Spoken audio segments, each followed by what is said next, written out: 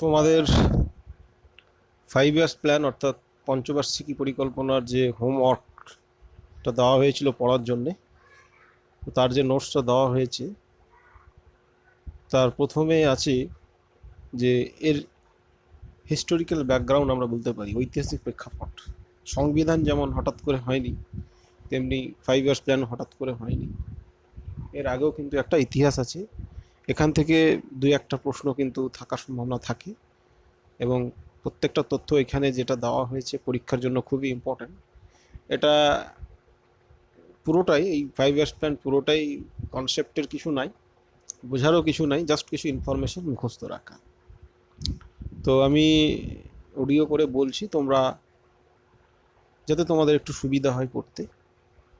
দেখো, 5 years plan এখানে নোটসের কয়েকটা ধাপ আছে। প্রথমে ইতিহাস আছে, তারপরে 5 ইয়ার্স প্ল্যান যেটা আলটিমেটলি রূপায়ণ হয়, তো তার একটা প্রসেস, যে প্রথমে কে ড্রাফট করলো, তারপর কোথায় চেকিং হলো, ফাইনালি অ্যাপ্রুভ কোথায় হলো, লোকসভায় পাস হতে হচ্ছে, এই যে একটা প্রসেস স্টেপ বাই স্টেপ, সেটা এর পরের পেজে আছে। এরপরে 5 ইয়ার্স প্ল্যান ডিটেলসগুলো আছে। 5 ইয়ার্স প্ল্যান অ্যাকচুয়ালি এক একটা 5 ইয়ার্স প্ল্যানের জন্য এক একটা বই পর্যন্ত হয়, কিন্তু পরীক্ষার জন্য যে কয়েকটা তথ্য ইম্পর্টেন্ট সে কয়েকটা দেওয়া আছে। মানে 12টা 5 ইয়ার্স প্ল্যান হয়েছে, এখন বন্ধ আছে আর কি।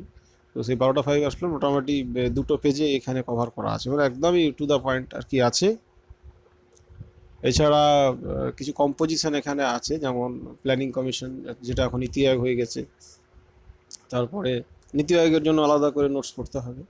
তারপরে ন্যাশনাল ডেভেলপমেন্ট কাউন্সিল, বাংলা যেটাকে জাতীয় উন্নয়ন পর্ষদ বলে, এনডিসি, যেটা ফাইনালি অ্যাপ্রুভ করে আর কি 5 ইয়ার্স প্ল্যানটা লোকসভায় পাস হওয়ার আগে। আর এটাই, এই কটা এখানে আছে। এরপরে তোমাদের আবার এর উপর আলাদা করে এমসিকিউ পড়তে হবে। তো আমি প্রথমে ইতিহাস আর প্রসেসটা অডিও করে বলছি, পরেরগুলো নেক্সট ভিডিওতে দেওয়া হবে। তো জাস্ট একটু দেখে নাও, এটা বাংলাতে লেখা আছে, আর 5 ইয়ার্স প্ল্যান ডিটেলসগুলো কিন্তু ইংলিশে আছে। তো এটা বাংলাতে থাকলেও ইংলিশে প্রশ্ন দিলেও তোমাদের সমস্যা হবে না। তো ইতিহাসের প্রথমে 1 নম্বরে দেখো যে 1934 সাল প্ল্যান্ড ইকোনমি ফর ইন্ডিয়া, অর্থাৎ ভারতের জন্য পরিকল্পিত অর্থনীতি নামক বইটি প্রকাশিত হয়। বইটির নাম এবং লেখকের নাম মনে রাখতে হবে, এম বিশ্বেশ্বরাইয়া। অনুপ্রেরণা কোথা থেকে পেয়েছিল? রাশিয়াতে 1927 সালে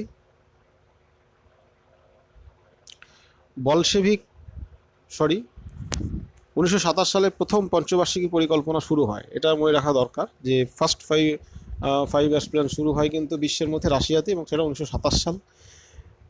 এবং রাশিয়াতে অর্থনীতি একটা ব্যাপক পরিবর্তন ঘটে, যেটা দেখে কিন্তু অন্যান্য দেশ অনুপ্রাণিত হয়, অনুপ্রেরণা পায়, এবং ভারতও তার ব্যতিক্রম নয়। এখানে লেখা আছে যে তার ফলে রুশ অর্থনীতি চমকপ্রদ অগ্রগতি ঘটে। এখান থেকে অনুপ্রেরণা পেয়েই কিন্তু এম বিশ্বেশ্বরাইয়া বইটি লিখেছিল, প্ল্যান্ড ইকোনমি ফর ইন্ডিয়া। বইটির ডিটেলস জানার কোনো প্রয়োজন নাই। নেক্সট হচ্ছে 1938 সালে, পরপর সালগুলো খেয়াল রাখতে হবে, এবং সেই সালে কি হলো, কে করলো, এটা আর কি। 1938 সালে জাতীয় পরিকল্পনা কমিটি, অর্থাৎ ন্যাশনাল প্ল্যানিং কমিটি বলা হয়, এটা গঠন হয়েছিল সুভাষচন্দ্র বসুর প্রস্তাবনায়। মনে রাখতে হবে যে 1938 সালে, তোমরা ইতিহাস থেকে জেনেছো বা জানবে যে হরিপুরি, ত্রিপুরার হরিপুরি দুটো কংগ্রেস অধিবেশন সভাপতিত্ব সুভাষচন্দ্র বসু করেছিলেন। তো হরিপুরিতে প্রথম আর কি সভাপতি হয়। তো সভাপতির যে প্রথম যে speech, first speech, presidential speech বলা যেতে পারে, সেখানেই তিনি কিন্তু এ ধরনের একটা জাতীয় পরিকল্পনা কমিটি অর্থনীতি উন্নয়নের জন্য দেশের করতে হবে এটা বলেছিলেন। এবং তার কথা মতো এটা করা হয়েছিল। যার সভাপতি নির্বাচিত হয়েছিল জওহরলাল নেহরু, আইএনসির সভাপতি সুভাষচন্দ্র বোস, কিন্তু যে জাতীয় পরিকল্পনা কমিটি গঠন করা হয়েছিল তার ইংলিশে কিন্তু চেয়ারম্যান বললেও জওহরলাল নেহরু এবং প্রেসিডেন্ট বললেও জওহরলাল নেহরু, পরীক্ষাতে খুবই দেয়, এটা মনে রাখতে হবে। নেক্সট হচ্ছে 1944 সাল, তাহলে প্রথম 1934 বললাম, তারপর 38, তারপর 1944 সাল। স্যার পুরুষোত্তম ঠাকুর দাসের নেতৃত্বে, নামটা মনে রাখতে হবে, বোম্বাইয়ের আর্ট শিল্পপতি কর্তৃক গঠিত বোম্বাই পরিকল্পনা। তো এখান থেকে এরকমভাবে দেবে যে বোম্বাই পরিকল্পনা কে করেছিল, sir Purushottam Thakur Das, the Bombay plan ইংলিশে। এরপর 1944 সালে আরও একটা হয় যে গান্ধীজির অর্থনৈতিক ভাবনায় অনুপ্রাণিত হয়ে শ্রীমান নারায়ণ কর্তৃক রচিত গান্ধীবাদী পরিকল্পনা। এটা মনে রাখা দরকার, যে বম্বে পরিকল্পনাটা হলো ওটা যেহেতু শিল্পপতিদের রচনা, সেহেতু ওখানে শ্রমিক শ্রেণীর স্বার্থ থেকে তাদের স্বার্থ বেশি অবশ্যই স্বাভাবিকভাবেই তারা দেখবে, যেটা গান্ধীজির আদর্শের বিরুদ্ধে ছিল। গান্ধীজি সবসময় শ্রমিকদের বা নিচু তলার মানুষের পক্ষপাতী। তো যাই হোক, সেটা তখন গান্ধীজি নিজেও প্রতিবাদ করেছিলেন। তো তারই অনুপ্রেরণায় শ্রীমান নারায়ণ বম্বে পরিকল্পনার এটা ডিফেন্স শুরু বলতে পারি আমরা, গান্ধীবাদী পরিকল্পনা রচনা করেছিলেন। এরপরে 1945 সাল, এটা যে ভারতীয় শ্রমিক সংঘের যুদ্ধোত্তর পুনর্গঠন কমিটির চেয়ারম্যান, তো ওটা মনে রাখা দরকার নেই, শুধু নামটা মনে রাখবে, মানবেন্দ্রনাথ রয়। মানবেন্দ্রনাথ রয় কর্তৃক রচিত জনগণের পরিকল্পনা, পিপলস প্ল্যান, এটা খেয়াল রাখতে হবে। পিপলস প্ল্যান কার রচনা? মানবেন্দ্রনাথ রায়। পরের পয়েন্ট আছে যে এই ধরনের যখন ব্যক্তিগত উদ্যোগে বিভিন্ন পরিকল্পনা ভারতে হতে শুরু করলো, প্রকাশ হতে শুরু করলো, তখন কিন্তু ব্রিটিশ সরকার একটা ভাবতে শুরু করলো পরিকল্পনা। তার আগে কিন্তু ব্রিটিশ সরকার ভাবেনি। আর ব্রিটিশ সরকার ভাবতে শুরু করার আরও একটা কারণ ছিল যে দ্বিতীয় বিশ্বযুদ্ধতে, ইতিহাসে তোমরা জেনেছো যে তাদের শোচনীয় অবস্থা তৈরি হয়েছিল। তো দ্বিতীয় বিশ্বযুদ্ধের ফলে ক্ষতিগ্রস্ত অর্থনীতিকে সারিয়ে নেওয়া, এটাও একটা উদ্দেশ্য ছিল, এবং তারা পরিকল্পনা নিয়ে ভাবতে শুরু করে। 1946 সালে অ্যাডভাইজারি প্ল্যানিং বোর্ড তৈরি হয়, পরিকল্পনা উপদেষ্টা পর্ষদ। এটা এই কারণে মনে রাখবে যে এর সুপারিশে কিন্তু প্ল্যানিং কমিশন আলটিমেটলি তৈরি হয়, যেটা 5 ইয়ার্স প্ল্যানগুলো রচনা করতে থাকলো এতদিন ধরে, আমরা বলতে পারি 12 to 17 সাল লাস্ট যে প্ল্যানটা হলো।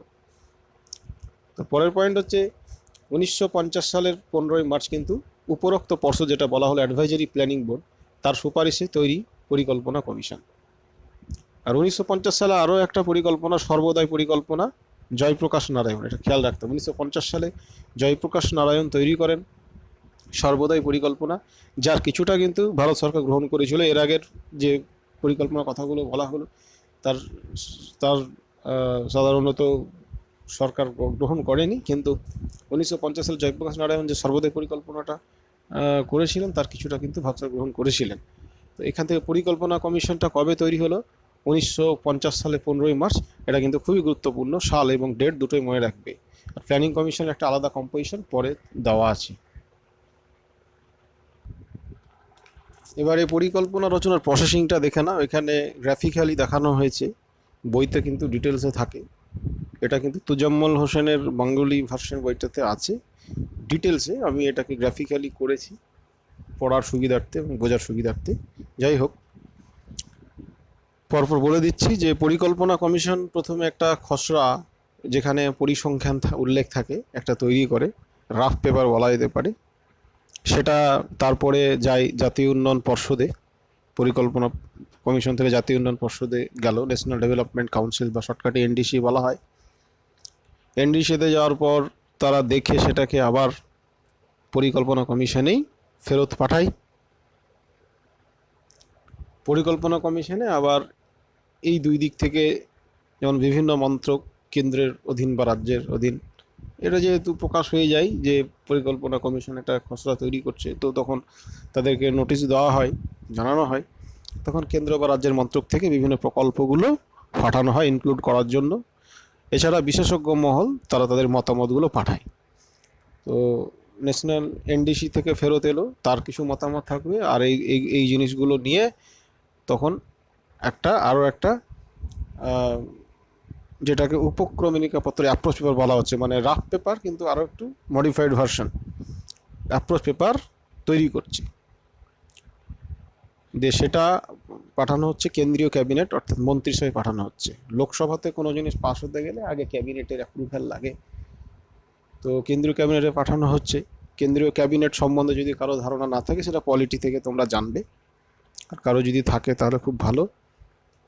তো তারা তাদের মতামত দিয়ে আবার এনডিসিকে ফেরত পাঠাচ্ছে। এনডিসি কিন্তু ফাইনালি অ্যাপ্রুভ করবে, তো তাকে ফেরত পাঠাচ্ছে। এনডিসি তখন আবার পরিকল্পনা কমিশনকে ফেরত দিয়ে দিল।